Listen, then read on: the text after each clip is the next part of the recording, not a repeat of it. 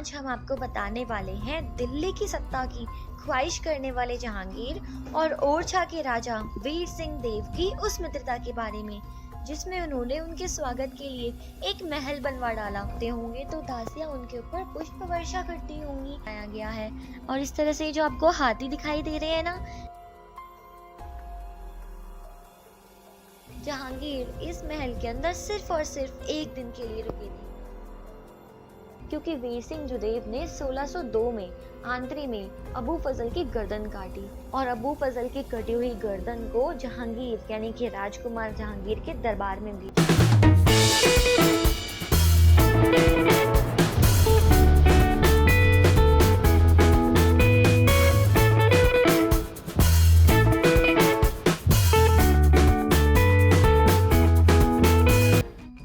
एक बार आपका फिर से स्वागत है हमारे इस नई वीडियो में।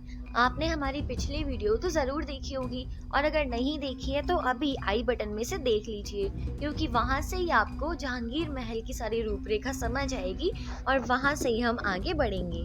तो अब हम आ चुके हैं जहांगीर महल के अंदर वाले हिस्से में। यहाँ पर सभी जो मेहराब बनाए गए हैं, डोम्स बनाए गए हैं, अगर उन्हें ध्यान से देखें तो सभी की सिमेट्री बिल्कुल एक जैसी है। और इसके अलावा अगर आप देखो तो इन सभी पत्थरों को बहुत सुंदर से कार्व किया गया है।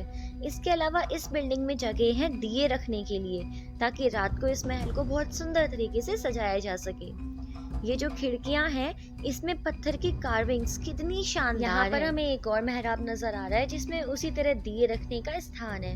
यहाँ पर अगर आप ध्यान से देखो तो कुछ मेहराब मंदिर के आर्किटेक्ट के हैं और कुछ मेहराब मस्जिद के आर्किटेक्ट के हैं। बीच बीच में आपको यहाँ वहाँ नीले रंग भी के पत्थर भी दिखाई दे रहे होंगे। तो यहाँ पर नीले रंग की टाइल्स लगाई गई थी इस महल को सजाने के लिए, जो कि समय के साथ थोड़ी छिन भिन हो गई है, टूट गई है। इस पूरे महल में इस तरह से छोटी छोटी अलमारियां बनी हुई हैं और इन सब में रोशनी के लिए वो लोग दीपकों का प्रयोग किया गया। मम्मी बताओ, आपको ये महल कैसा लगा? बहुत अच्छा। पापा आप बताओ। ये जहांगीर महल है, बहुत सुंदर, बहुत अच्छा महल है।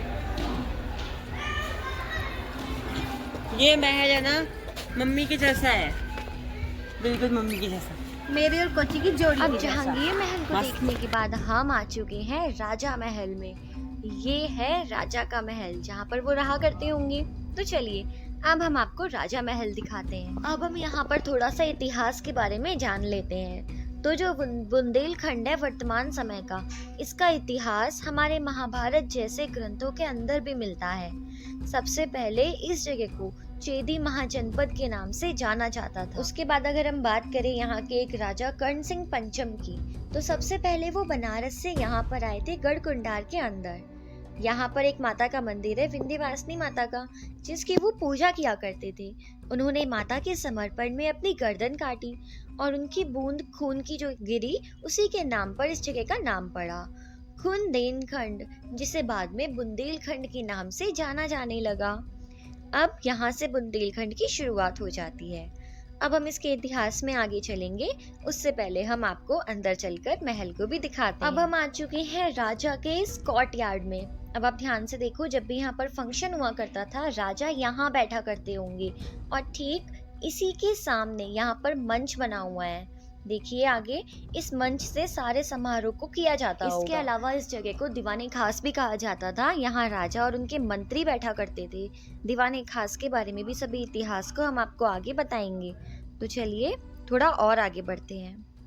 अब हम यहाँ पर ये जो छोटी छोटी सीढ़ियाँ बनी हुई हैं, इनके माध्यम से ऊपर की तरफ चलते हैं, छत पर चलते हैं। दीवाने खास यानी कि एक ऐसा स्थान जहाँ पर एक राजा अपनी प्राइवेट मीटिंग कर सकता है।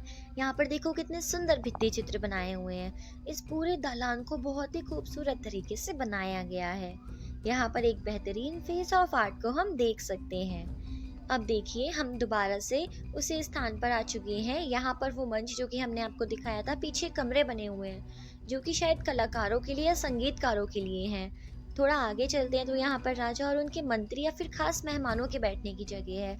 ऊपर आप देखो बालकनी बनी हुई है, जो कि यहाँ पर रानियां या फिर राजकुमारियां बैठती होंगी, क्योंकि पहले के ज़माने में पर्दा प्रथा अपने चरम पर थी। थोड़ा सा अगर हम इस महल के अंदर आएंगे तो हमें यहाँ पर काफ़ी सारे कमरे दिखाई देंगे। इसकी जो ऊपर वाली मंजिल है, ऊपर वाला फ्लोर है, यहाँ पर इस तरह के 135 कमरे बने हुए हैं जो कि काफ़ी स्पेशल थे। इसके अलावा आप यहाँ के किसी भी कमरे या दालान में चले जाइए, आपको यहाँ पर हर तरफ उस समय की बुंदेली शैली देखने का मौका मिलेगा। इससे आप मान सकते हो कि जो कलाकार लोग होते थे जो कि इन आर्ट को बनाया करते थे, वो कितने ज़्यादा बारीक, मतलब कितनी ध्यान रखते थे, इस बात को हम समझ सकते हैं। ज़्यादा से ज़्यादा अपने काम में निपुण होने की कोशिश किया करते थे, राजा को खुश करने की कोशिश करते थे अपने काम से। इसलिए इनकी जो बारीकियां हैं इस पूरे हिस्से में देखने को मिल रही है। अब आप महल को देखिए और हम थोड़ा सा इतिहास की बातों को आगे बढ़ा लेते हैं। तो अब हम जानते हैं कि इस स्थान का नाम ओरछा कैसे पड़ा। तो 1501 से लेके 1561 यानी कि जिस समय यहाँ पर राजा रुद्र प्रताप बुंदेला सिंह जी का शासन था, इस स्थान की नींव रखी गई थी। तो पास में एक ऋषि थे जिनका नाम था तुंगरंग ऋषि, उन्हीं के नाम से इस पूरे जंगल को जाना जाता था। तो तुंगरंग ऋषि के नाम से ये पूरा जंगल विख्यात था। तो जब राजा की उनसे पहली मुलाकात हुई थी तो राजा शिकार करने के लिए जंगल में गए थे। हमने आपको हमारे पिछले वीडियो में बताया था कि उन राजा को शिकार करना बहुत पसंद था और शिकार करने वो आए थे, उसी समय उन्होंने इस स्थान को पसंद किया था। तो शिकार करते समय उन्हें प्यास लगी तो ऋषि से उन्होंने कहा कि महाराज आप पानी की व्यवस्था करवा दीजिए थोड़ी सी। उन्होंने उनसे प्रार्थना की तो ऋषि महाराज ने उन्हें पानी पिलाया। पानी पीने के बाद राजा ने कहा कि यहाँ पर मैं एक शहर बसाना चाहता हूँ, अपनी राजधानी बसाना चाहता हूँ, आप मुझे उसके लिए कोई नाम सुझाइए। तो ऋषि के मुंह से पहला जो शब्द निकला इच्छा, उसी शब्द के हिसाब से इस जगह का नाम रखा गया। ऋषि के मुंह से शब्द निकला था इच्छा, उन्होंने सुना ओइछा, लोग इसको बुलाने लगे ओरछा। तो इसी तरह इच्छा से होते हुए इस जगह का नाम ओरछा पड़ गया। और बस इसी के बाद ही ओरछा की स्थापना हो गई और बुंदेलखंड के राजाओं ने अपनी राजधानी गढ़कुंडार को बदलकर ओरछा बना ली और ये उनकी दूसरी राजधानी हुआ करती थी। इसी के साथ ही उन्होंने इस पूरे महल की नींव भी रखी थी। राजा रुद्र प्रताप सिंह के द्वारा यहाँ पर कोठियाँ, दीवाने खास, दीवाने आम और बहुत सारी चीजें बनवाई गई। यहाँ पर एक बेसमेंट है जहाँ पर बहुत सारे कक्ष बने हुए हैं, अगर हो सका तो हम आपको वो भी दिखाएंगे। आज इस महल को बने हुए कुल मिलाकर 500 साल से भी ज़्यादा हो गए हैं और अब 21वीं सदी में पहुंचते पहुंचते इस महल की ये जो सुंदर सुंदर कलाकृतियां हैं, जो पेंटिंग्स हैं, इनके रंग भी थोड़े फीके पड़ने लगे हैं। लेकिन अगर आप एक सच्चे कलाकार हैं या फिर अगर आप कला को समझते हैं तो आप इनकी इस हालत को देखने के बाद भी इसकी जो सुंदरता है और बारीकियां हैं उसे आराम से देख सकते हैं। यहाँ पर पूरी जगह पर अलग अलग हिंदू देवी देवताओं के चित्र अंकित किए गए हैं और छत पर देखिए कितना सुंदर है। एक तरीके से देखा जाए तो ये पूरा राजा और रानी की दिनचर्या को भी दिखा रहा है। अगर आप यहाँ पर आते हो तो इस जगह को जरूर देखना, क्योंकि जब आप इसे अपनी आंखों से देखोगे तभी आपको उस पूरी दिनचर्या के बारे में पता चलेगा। अब हम राजा के महल से होते हुए सीधा आ चुके हैं दीवाने आम में, यानी कि इसी रास्ते से सीधा राजा दीवाने आम में आया करते थे। यहाँ पर राजा बैठा करते होंगे और उन्हीं के ही सामने उनके जो खास मंत्री हुआ करते थे वो बैठा करते होंगे और साथ ही जिन जिन का भी केस लड़ा जा रहा है वो बैठते। अब हम ठीक उसी जगह के सामने खड़े हुए हैं जहाँ पर कभी राजा का सिंहासन होगा और राजा यहाँ पर बैठा करते होंगे। आप देख सकते हो ये है वो जगह जहाँ से राजा अपने दीवाने आम की बातें सुना करते थे और लोगों की समस्याओं का समाधान करते थे।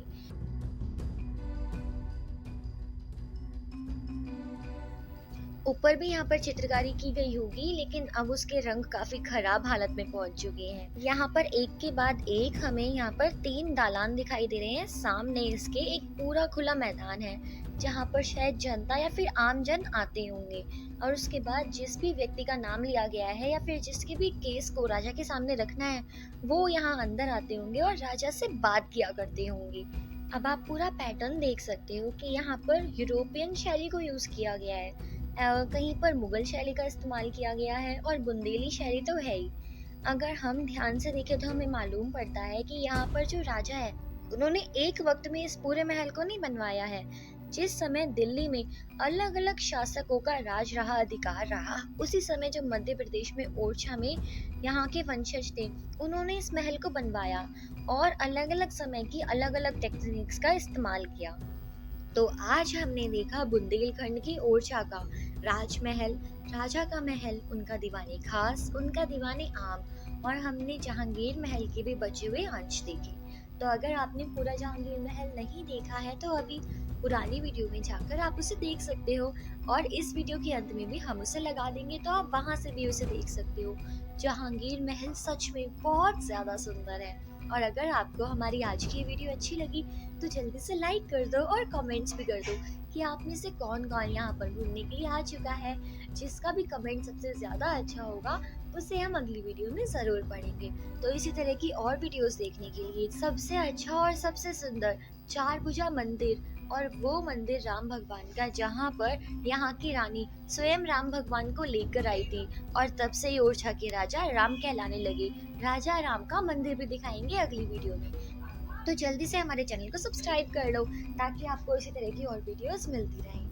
तो हम आपको मिलते हैं अगले वीडियो में। तब तक के लिए राधे राधे, हर हर महादेव।